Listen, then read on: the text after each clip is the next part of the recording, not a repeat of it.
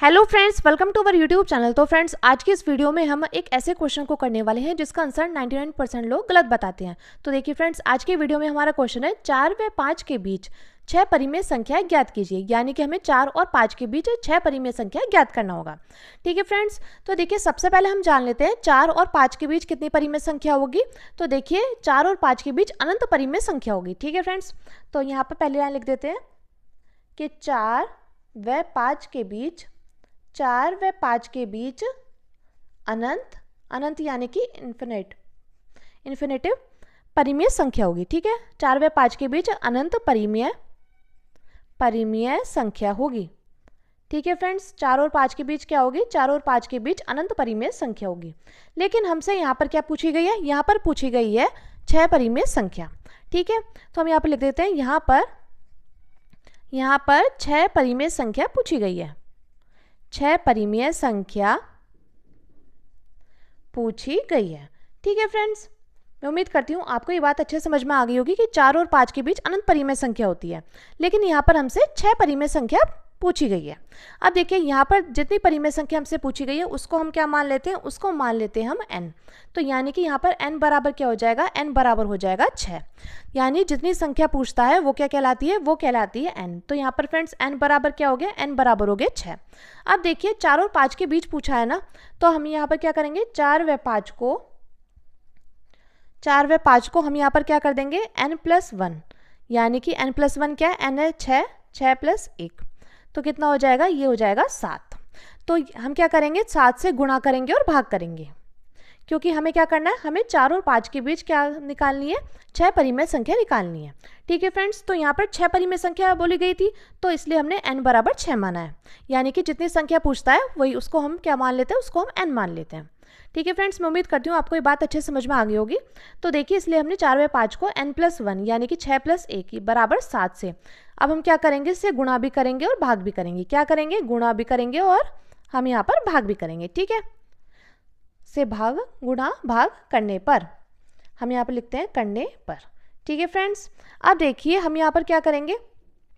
4 और 5 को 7 से गुणा भी करेंगे और 7 से क्या कर देंगे? भाग भी कर देंगे। ठीक है, तो इस प्रकार हम यहाँ पर भी करेंगे। 5 की 7 से गुणा और 7 से ही क्या कर देंगे? भाग कर देंगे। तो देखिए ये क्या हो जाएगा? जब 4 की गुणा 7 में करेंगे हो जाएगा 28, तो 28 बटे में 7। और देखिए 5 की गुणा 7 में करेंगे हो जाएगा 35, तो 35 बटे में 7। अब देखिए 28 बटे 7 और 35 बटे 7। अब हमें क्या करना है? अब हमें इनके बीच में संख्या ज्ञात करनी है। क्या ज्ञात करनी है? इनके बीच में संख्या ज्ञात करनी है। ठीक है फ्रेंड्स, तो देखिए यह है 28 बटे 60। अब देखिए इसके बाद क्या आता है? 29 बटे में 7, उसके बाद 30 बटे में 7, उसके बाद 31 बटे में 7, उसके बाद 32 बटे में 7, उसके बाद देखिए उसके बाद आता है 33 बटे 7 और उसके बाद आता है 34 बटे 7, उसके बाद आ जाएगा 35 बटे 7। यानी कि हमें क्या करना था? हमें 28 बटे 7 से लेकर 35 बटे 7 तक क्या निकालनी थी? परिमेय संख्या निकालनी थी। तो देखिए हमसे कितनी परिमेय संख्या पूछी गई है? 6। तो यहाँ ये क्या है? ये हमारी है 6 परिमेय संख्या। 29 बटे 7, 30 बटे 7, 31 बटे 7, 32 बटे 7, 33 बटे 7 और 34 बटे 7। अब देखिए आप सोच रहे होंगे हमसे तो 4 और 5 के बीच में पूछी गई थी, तो देखिए 7 चौका कितने होता है? 28 और 7 की गुणा 5 में करेंगे हो जाएगा 35। तो यानी कि 4 और 5 के बीच में ये हमारी 6 परिमेय संख्या निकल करके आ गई है। मैं उम्मीद करती हूँ फ्रेंड्स आपको ये क्वेश्चन अच्छे से समझ में आ गया होगा। चलिए इसको हम एक बार और देख लेते हैं।